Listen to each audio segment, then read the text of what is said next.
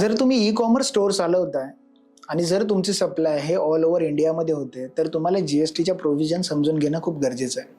बऱ्याच वेळेला interstate supply करत असताना तुम्हाला सी-जी-एस-टीने एस-जी-एस-टी ऐवजी तुम्हाला आय-जी-एस-टी ही वापरायला लागते.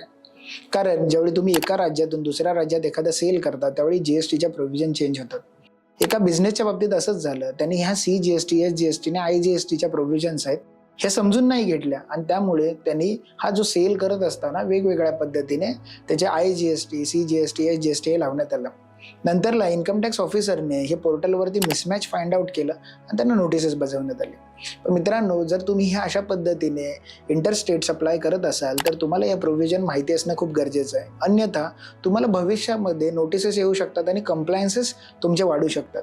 बऱ्याच वेळेला सी-जी-एस-टी, एस-जी-एस-टी आणि आय-जी-एस-टी ह्याचे वेगवेगळे बेनिफिट आणि वेगवेगळ्या गोष्टींसमोर तुम्हाला वेगवेगळे सेट ऑफ जी-एस-टीच्या प्रोव्हिजनप्रमाणे देण्यात आलेले आहे. त्यामुळे तुम्ही जर अशा पद्धतीने सेल्स करत असाल, तर ह्या प्रोव्हिजन समजून घ्या आणि त्याच पद्धतीने तुमच्या इन्व्हॉइसेसमध्ये सी-जी-एस-टी, एस-जी-एस-टी किंवा आय-जी-एस-टी लागत असेल, तर त्या पद्धतीने तुम्ही इन्व्हॉइसेस रेज करा.